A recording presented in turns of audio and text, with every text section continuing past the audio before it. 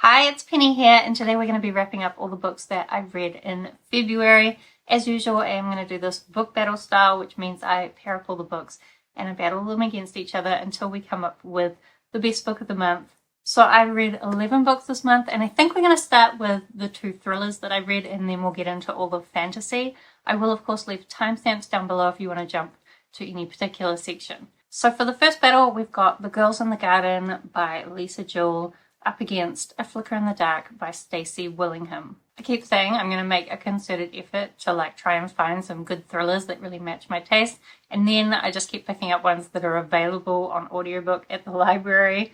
So these aren't necessarily my favorite, but let's get into it. So firstly, we've got The Girls in the Garden. This is about this family. Their father has a psychotic break, and so this mother and these 2 teenage girls move to this community where there's this private park that all the houses around it share, and the teens get involved with kind of the other teens in the neighborhood. And right in the beginning, we're told that something bad is going to be happening to the older daughter, and then we kind of go back in time and see the events leading up to it. The main thing that sticks in my head about this one is that there was this one teenage boy that the author kept describing as mixed race, and I never understood what races they were even talking about. It didn't seem to be relevant to the book at all. We didn't talk about any other character's race, so I was just really confused about why that was even a thing. I feel like by just mentioning that this boy was mixed race, we were trying to say that maybe it was him. I don't know, I was very confused about that. And I think this book focused so much on trying to make you think the wrong thing, that then the actual thing wasn't really that great. But despite that, I didn't mind my reading experience. We're switching back and forth between the mother's perspective and the youngest girl's perspective. And they were having an okay time. I just got to the end and didn't quite know what the point of it was. Then we have A Flicker in the Dark. In this one, we have a woman whose father was a serial killer, and when she was a young child, he killed a bunch of girls. And so she is always really afraid of everything. But she has this new fiance, she's looking to get married, so things are looking up. But then some other young teenage girls that she has a connection to start to go missing again, and there's some similarities with what had happened when her father was killing these girls, so she starts getting very paranoid about it. I will say, I was so frustrated with this woman. The decisions she kept making were so terrible, all the time. And as well, I think this is one where I would say, again, it was trying so hard to make me believe the other things when really the actual thing to me felt very obvious. So I was never really tricked. And then all the other things just seemed a little bit ridiculous. As well, often at the ends of chapters, it would lead you right up to a big reveal and then just cut off before you got the information. And then in the next chapter, she'd be somewhere else and she'd be remembering what happened in the previous chapter, and then you'd find out what happened. Can you just tell me what's happening? I found it very frustrating. But actually also, this one, I didn't mind the reading experience. It was an okay time. I just feel with both of these thrillers, I didn't mind the reading experience, but I got to the end and I thought, well, what was the point of that? And I feel with a lot of thrillers, or at least these 2, they often touch on really important issues like mental health issues, domestic violence, drug use, parental relationships. There's often all these really interesting themes, and then it never digs into them because it's just using them as a trick for the twist at the end. I don't know. Anyway, I guess we're going to put these up against each other and pick which one I liked best. And it's interesting because I'm looking at my ratings that I wrote down, and I gave A Flicker in the Dark 4 stars, and I gave The Girls in the Garden 3 stars. But having just talked about them, I feel very similar. I enjoyed the reading experience, but not necessarily the story as a whole. So why did I give A Flicker in the Dark a higher rating? Let's look at my spreadsheet. Maybe there's no reason. Oh, wow. I have 2 rating systems going at the moment, and one of them has A Flicker in the Dark higher, and the other one has The Girls in the Garden higher. So do I even know what I'm doing? I think in my newer rating system, I marked The Girls in the Garden down just because I felt it had more problematic aspects, whereas A Flicker in the Dark, predictable, but it was fine. There weren't really any problems with it. it just wasn't amazing. Anyway, I think what we're going to do is say Girls in the Garden was more problematic, so we're going to pick A Flicker in the Dark as the best thriller that I read in the month of February. Got there in the end. Okay, so now let's get into the fantasy books. Our first battle is going to be between The Path of Daggers by Robert Jordan and Elantris by Brandon Sanderson. So I own both these books, and these authors are somewhat related since Brandon Sanderson finished off The Wheel of Time. Let's talk about The Path of Daggers first. Now, admittedly, I DNF'd this about halfway through, but I did finish the story via the plot summary. And I have to tell you, I don't think I missed out on anything by DNFing it halfway through. And if you've watched the vlog where I read this, I tried really hard. But what I've decided is that I've just read the plot summaries for all the books up to book 11. How many books are in this series? Is there 14? There's 14. Up to book 12, I've read all the plot summaries, and then I'm just going to read books 13 and 14, which were written by Brandon Sanderson. Wait, did he write book 11? I forget, but whatever. I'm going to read the Brandon Sanderson ones, and I've just read the plot summaries of all the rest, and from the plot summaries, I don't think I missed out on anything. This one here, what was even happening? The girls were trying to get some kind of magical artifact to fix the weather from one place to another place, and having to deal with a bunch of conflict between different groups of powerful women. That sounds kind of interesting, different groups of powerful women. It's not. They're just sniffing at each other all the time, being bitches. It's not that great. Then we went to Perrin, who was also mucking around. Honestly, I don't think anything happened in this book. It's one of the shortest books in the Wheel of Time series. And I really say, like, I see so many people beginning the Wheel of Time and being like, oh, it's not as bad as I thought it might be. I feel like the first 4 books are not too bad.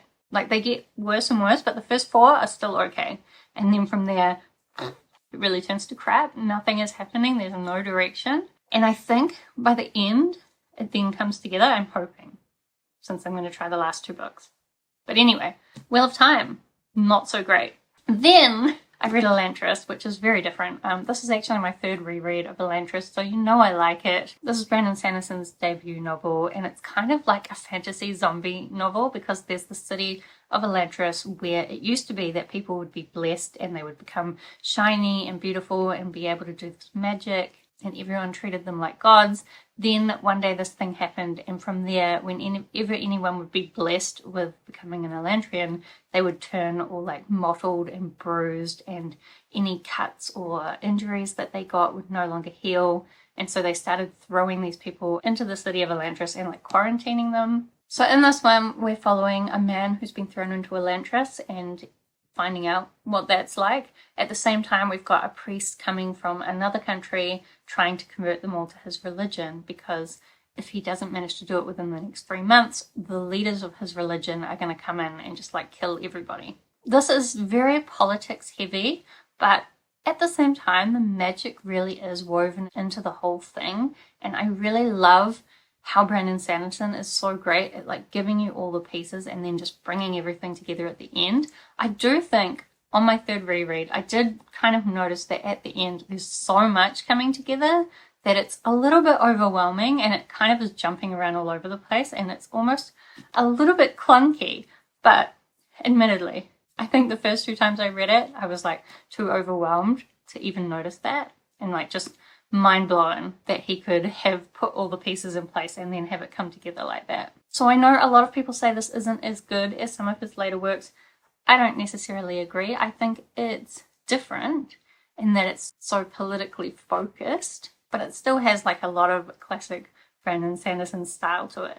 Anyway, I think it's really obvious if we put these 2 books up against each other that I'm going to pick Elantris as the winner of the battle. Then for our next battle, I'm kind of going to include 3 books. So we've got The Blade Itself by Joe Abercrombie, up against Seer of Sevenwaters by Juliet Marillier, and Flame of Sevenwaters by Juliet Marillier. So those last 2 books are the last 2 books in the Sevenwaters series. But first, let's talk about The Blade Itself. So this is the beginning of a very popular fantasy series. Grimdark fantasy is what everyone always says. I don't know, like it was dark, but like, is it that much darker than a lot of other fantasy that I read? And like, maybe not really. Like, is it that much darker than Elantris, which like most people would say Brandon Sanderson is very tame and definitely not grimdark, but there's some dark stuff in this, just the same as this. I don't know how I feel about the category grimdark. But anyway, in this one we have a bunch of different characters basically coming together as we start to learn about this world and kind of this bigger conflict that's going on. Although, admittedly, at the end of this book, I still don't think we really fully know what's going on. But it's the journey of figuring it out that I think makes this book a really enjoyable read. So we're getting to know all the characters in this book. We've got...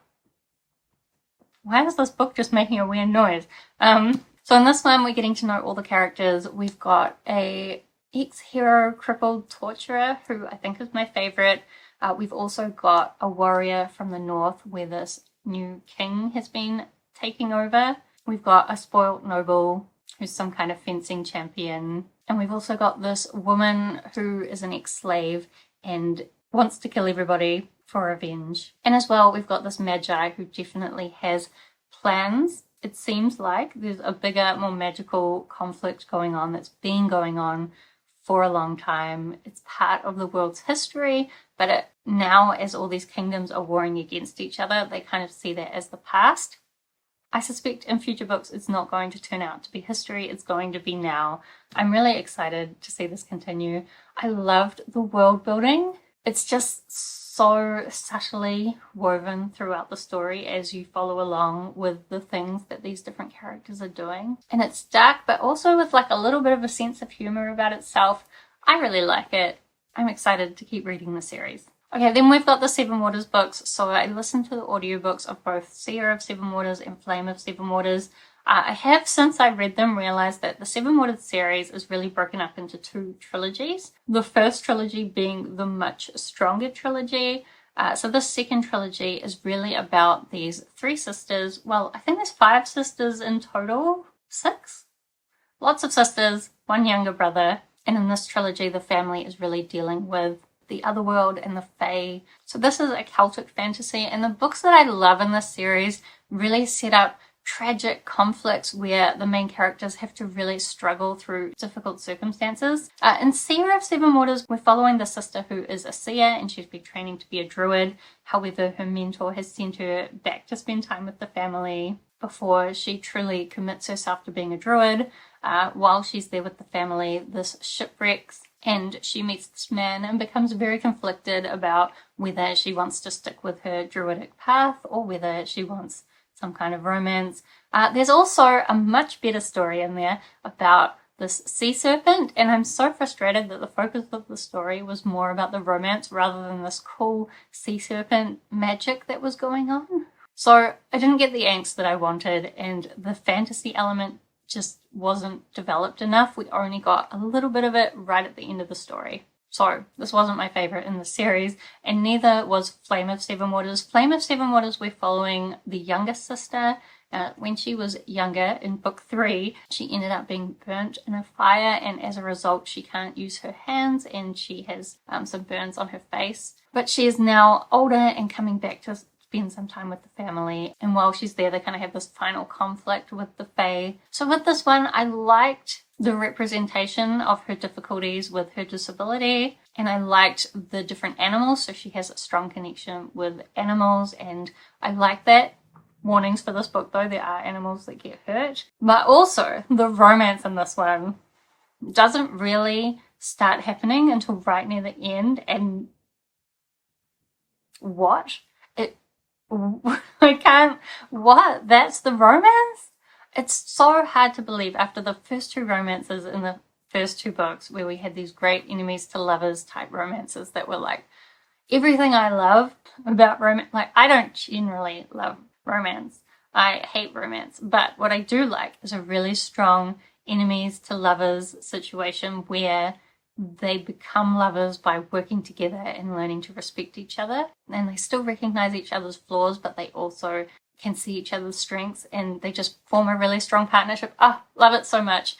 This last romance was so insta-love, but also like there's an element to it that just, not a fan. So, yeah, I'm glad to have finished the Sevenwaters series, but the last 2 books in the Sevenwaters series were not my favourite. So I think you can tell that I'm going to pick the Blade itself as the winner of this battle. Okay, then our next battle is actually going to be between 2 books that made me lose hope for humanity. Also, to a degree, books about immigration. sort of. So the books I'm talking about is Exit West by Mohsin Hamid and Babel by R.F. Kuang. So honestly, the main problem I had with Exit West is that I went into it expecting a romance because the people I'd seen talk about it always talk about the romance, and it is focused on the romance, but the romance is the worst part of the book. And also everyone keeps saying like it's such a beautiful romance. Is it? Is it? So what this book is really about is a couple of young people who are in this city where things have started falling apart. It's really not safe anymore. But these magical doors have started appearing where you can go through them and find yourself in a new place in the world. So they're trying to decide, should they go through one of these doors? So I did enjoy the perspective this gives on what that experience would be like, how quickly things can go from being like, okay, everything's fine and normal, to, wow, we can't live here, this isn't safe anymore.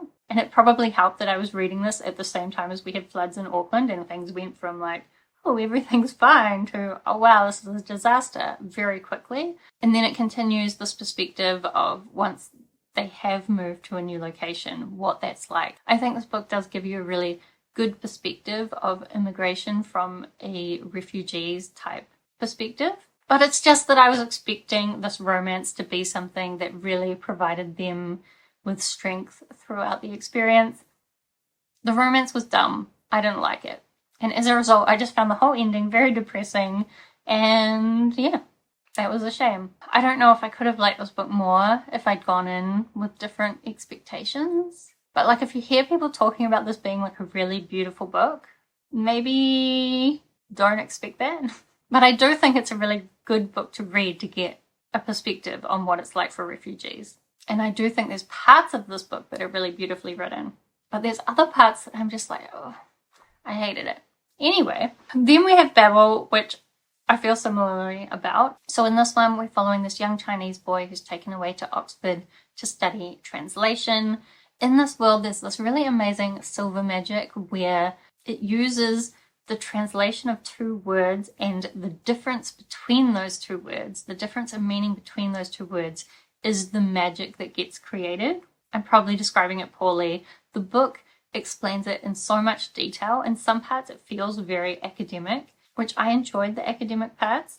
I do think I wish Rebecca Kuang hadn't stuck so strongly to historical accuracy, because I really would have loved to see her explore further how this silver magic could have impacted the world in different ways. But anyway, this Chinese boy forms a friendship with a bunch of other young people who have been taken away from their homes to come and study translation and become silver workers.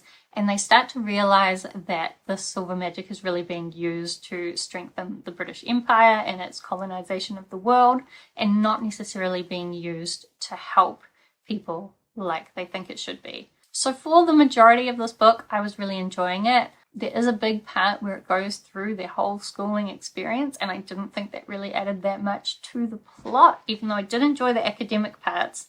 But the rest, I think, seemed to be trying to show this group building their friendship, but it didn't really show that to me. But I was really appreciating the questions it was asking and the themes that it was exploring, right up until the last hour of the audiobook, where it really doubled down on the message that violence is necessary.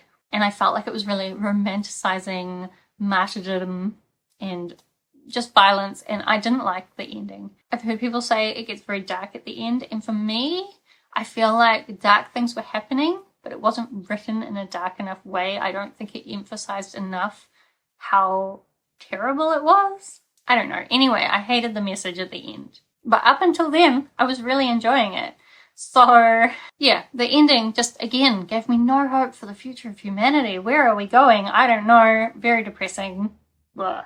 But if I had to put these two books up against each other, I would say Babel was slightly less depressing. For the majority of Babel, I had a great time. So I would pick Babel as the winner of this battle. Then we have the last two books that I'm going to be talking about. So we've got Te Hiakai Tangata, the Taniwhara of Tuara Rangaya by Hirini, Moko, Mead, up against My Heart is a Chainsaw by Stephen Graham Jones. So firstly, Te Hiakai Tangata. This is just a really short little story with a little Maori myth in it. We've got a taniwha that starts attacking people and eating them, and the tribes in the area are trying to work out what to do about it.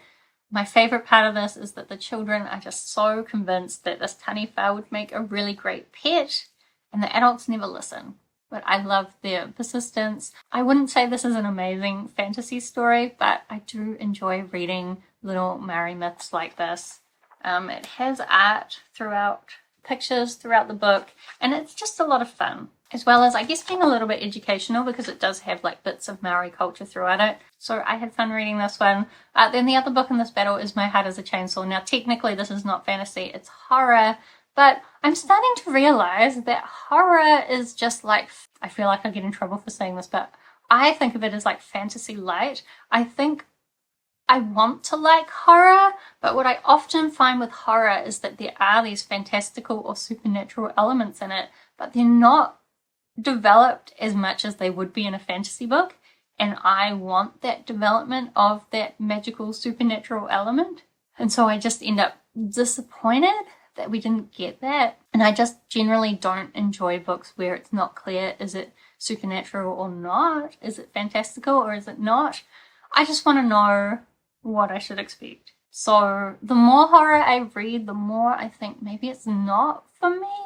I should have a look and see what horror books I've actually liked. Anyway, My Heart is a Chainsaw. We're following this girl named Jade, and she is obsessed with slasher films, and she's very convinced that there is going to be some kind of slasher activity in her town. Right near the beginning, she does spend some time in psychiatric care, and I really feel like this young girl needed a lot more care. I was just very worried for her mental health the whole way through the book. I say the whole way through the book, I actually only read the first half, and then I just found it so hard to pay attention when she would go on these big rants about slasher movies. I don't have that much interest in slasher movies, and just the way it was written, like a stream of consciousness, I couldn't follow it, to be honest. Maybe I'm too dumb for it, I don't know. I couldn't follow what was happening, and I also felt like nothing was happening. There had been a murder, but then nothing much had happened as a result, and I was halfway through it and nothing had happened. We just made lots of theories up about what could be happening, but nothing had happened, and I was bored and I didn't understand what was happening, and I had other books to read, so I gave up. But I do know a lot of people really like My Heart is a Chainsaw, and I can see that it would be good for some people, but for me, I just wasn't having a good time. So I think for me, if I put these two books up against each other, I would pick Te Hiakai Tangata because I had more fun with this myself. Is this a better book? Maybe not, but the battle is about my enjoyment, so this is going to be the winner of the battle. Okay, so now let's do some fantasy semi-finals to try and work out what the best fantasy book of the month was. So firstly, we're going to put Elantris up against The Blade itself. I have both these books. This one is a library edition though. I really love both of these. This is a reread, and this was a first time. And I think as a result, I enjoyed this more, but I don't know if I would say it's a better book. But did I just say that this was more about enjoyment? But like, I don't know. Because I'm talking about, is it a bit, I'm just making noises now, I'm not even saying words. I don't know how to decide which one of these I liked better. I really think the world building in both of them is amazing. The magic in this one is a harder magic system, which normally I would say I prefer. However, this one, I really liked the mysteriousness of the magic system, and I feel like it is going to have rules, they're just not clear yet. And I think as well, like, I liked the characters in Elantris, but maybe it's because I only just met them. I'm still just getting to know them, but I think I like the characters in The Blade itself more. This is one of these decisions that could go either way depending on the day. However, I think I'm going to pick The Blade itself as the winner of this battle. I just dropped everything on the ground. Then we've got Babel up against Te Hiakai Tangata. As I said, I enjoyed this one, but it's not like very deep. It's just a fun taniwha story. So I think even though I had problems with the ending of Babel, overall I think Babel is a great story. I can see why people like it so much. I just have problems with that very ending, and I really wish she'd done more with the magic. Anyway, we're going to pick Babel as the winner of this battle. So then we're going to pick the best fantasy book of the month. We have got The Blade Itself by Joe Abercrombie, up against Babel by R.F. Kuang. I've dropped the blade itself on the ground, and I feel like I should pick it up because I'm going to pick this because I think the world and the magic are just so much more developed. I think Rebecca Kuang really held herself back by being so committed to historical accuracy, but like, she's a historian, so I can see why she did that. But part of what I love about fantasy is how it can be used to really emphasize the themes that it's exploring. But if you don't fully develop your magic systems, or if you hold back the development of your magic systems, then you're holding back from everything the story could be. That's just my perspective anyway. I really enjoyed Babel, but I just think the story was so much more well developed in terms of characters and world and magic, and even like the themes that it's exploring. It may not be as obvious as Babel. Babel really hits you over the head with the points that it's trying to make, whereas this, like, it makes you think, but it's not necessarily telling you how to think, but maybe it sneakily is. Anyway, I love The Blade itself. So, The Blade itself is the best fantasy book that I read in the month of February. There's probably no point, but let's put it up against the best thriller of the month just to see. So we'll have The Blade itself up against A Flicker in the Dark by Stacey Willingham. So this was amazing. I never knew what direction it was going in, whereas A Flicker in the Dark, the characters were very frustrating, and I knew what had happened right from near the beginning. So we're going to pick The Blade itself as the best book that I read in the month of February. I'm not really surprised. I really love this. I'm super excited to continue the series. So expect to hear more about my thoughts about this series in wrap-ups to come. So do let me know if you've read any of these books, what you thought about them, because I would love to talk with you about them in the comments, or let me know what the best book you read in February was. Otherwise, thank you so much for watching. I hope that you are doing well, and I will see you next time.